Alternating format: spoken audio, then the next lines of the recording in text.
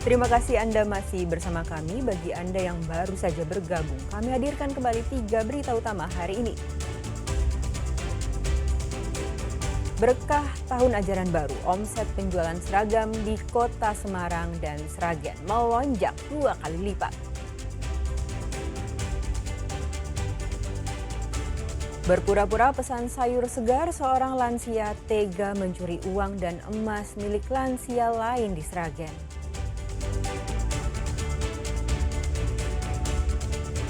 Pria ditemukan bersimbah darah di tempat penggilingan batu di Purbalingga.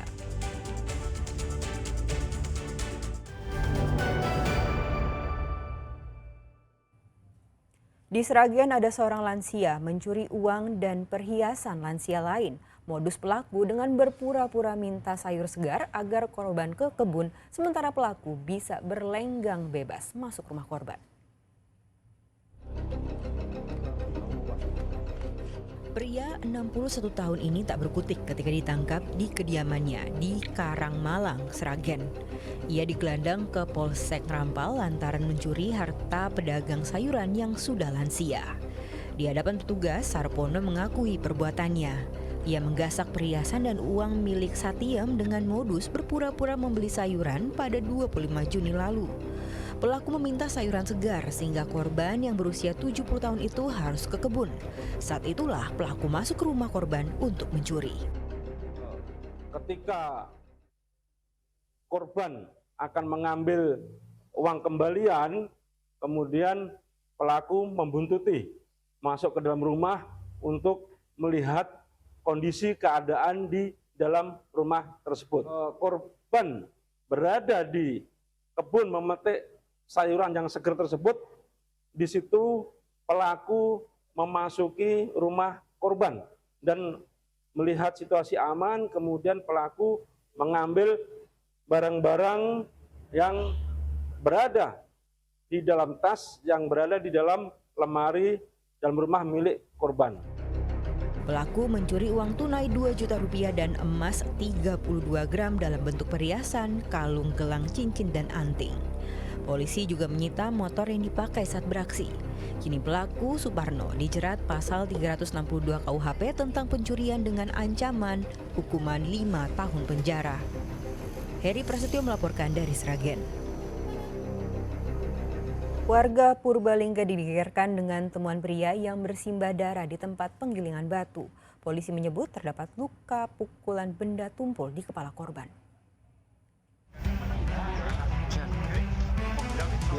Seorang pria ditemukan tergeletak bersimbah darah di tempat penggilingan batu Desa Balai Raksa, Kecamatan Karangmoncol, Kabupaten Purbalingga. Peristiwa pada Jumat pekan lalu ini membuat warga berkerumun di dekat lokasi kejadian. Jika pria itu adalah Ahmad Maulana, 54 tahun, warga Wirasana. Ia ditemukan warga saat hendak ke sungai di dekat tempat penggilingan batu itu. Tak jauh dari lokasi, polisi menemukan minibus yang terkunci. Namun pihaknya masih menyelidiki hubungan antara jasad Ahmad Maulana dengan minibus tersebut. Hanya saja dipastikan ada luka di kepala korban karena pukulan benda tumpul. Telah ditemukan luka di kepala akibat benda tumpul sehingga mengakibatkan seorang laki-laki meninggal dunia. Untuk saksi-saksi yang sudah kita gali atau kita minta klarifikasi, itu ada kurang lebih 4 orang dan juga kita sudah melakukan berbagai kegiatan penyisiran terhadap CCTV di sekitar area kejadian atau sekitar TKP. Jasad pria itu dibawa ke Rumah Sakit Margono Soekarjo, Purwokerto untuk diotopsi. Tim Satreskrim Polres Purbalingga juga mendalami kasus ini. Mardianto melaporkan dari Purbalingga. Jadi pengedar pil koplo, seorang perempuan di Purwokerto, Banyumas, ditangkap. Pelaku menutupi kedoknya dengan menyembunyikan ribuan pil di sela-sela atap rumah. Ini kamu yang naruh di sini ya? Orang-orang ini tidak sedang membetulkan toren. Ada di minyak sebenarnya di rumahmu. Isinya apa aja? tramadol, eksimer, sama Mereka tengah membongkar tempat penyimpanan obat-obat terlarang yang disembunyikan di sela-sela atap rumah warga di kota Purwokerto, Banyumas. Barang bukti kejahatan ini milik Hartini yang awalnya sempat mengelak tudingan polisi. Saat didatangi, perempuan 26 tahun itu berusaha menutupi kedoknya sebagai bandar narkoba. Namun setelah terungkap, ia tak berkutik. Saat kita datangi rumahnya, yang bersangkutan sempat mengelak bahwa dia sudah tidak beraktivitas penjualan lagi. Bahkan dia sudah melaporkan ada orang lain yang berjualan obat-obatan. Jadi,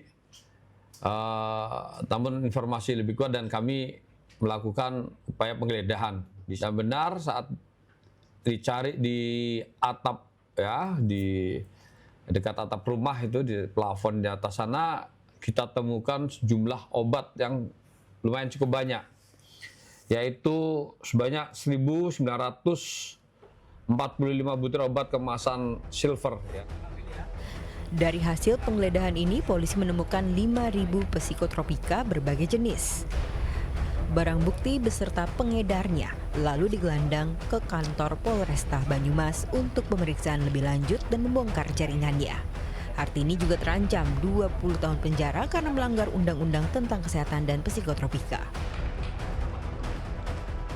Mardianto melaporkan dari Banyumas. Selama 4 bulan, Badan Narkotika Nasional Provinsi Jawa Tengah menangkap 10 pengedar narkoba dan obat terlarang.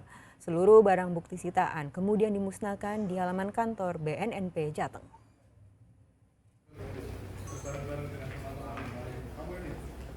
Inilah 10 pengedar narkoba dan obat-obatan terlarang yang ditangkap selama April hingga Juli 2025. Jaringan ini hendak membawa masuk barang-barang terlarang ke wilayah Jawa Tengah. Dari tangan mereka disita 530 gram sabu-sabu, 600 butir ekstasi, 1.730 gram ganja, 5 ml cairan ganja sintetis, dan 71.000 butir yarindo. Sebelum dimusnahkan, seluruh barang bukti diuji terlebih dulu sebagai bentuk transparansi. Telah berhasil mengungkap jaringan narkotika yang ada di kabupaten kota di Jawa Tengah, baik itu jaringan dari Medan ke Jawa Tengah maupun dari Kepri ke Jawa Tengah, Jakarta ke Jawa Tengah, Depok ke Jawa Tengah, dan bahkan itu juga ada barang sebetulnya yang asalnya dari Malaysia, ya. Dan ini semuanya adalah jaringan dan kita proses hukum yang berlaku, dan hari ini juga telah dilakukan pemusnahan, dan secara terbuka kami juga meminta teman-teman wartawan, kemudian juga ada masyarakat, juga para pejabat yang kita minta untuk memilih barang bukti mana saja yang akan diperiksa oleh tim pelapor. Ini merupakan keterbukaan bahwa benar-benar barang bukti yang disita adalah yang akan dimusnahkan. Seluruh barang bukti ini kemudian dimusnahkan di kantor BNN Provinsi Jawa Tengah. BNN mengklaim penangkapan tersangka beserta barang kejahatannya ini telah menyelamatkan 75.000 warga Jateng dari penyalahgunaan narkoba. Agus Hermanto melaporkan dari Kota Semarang.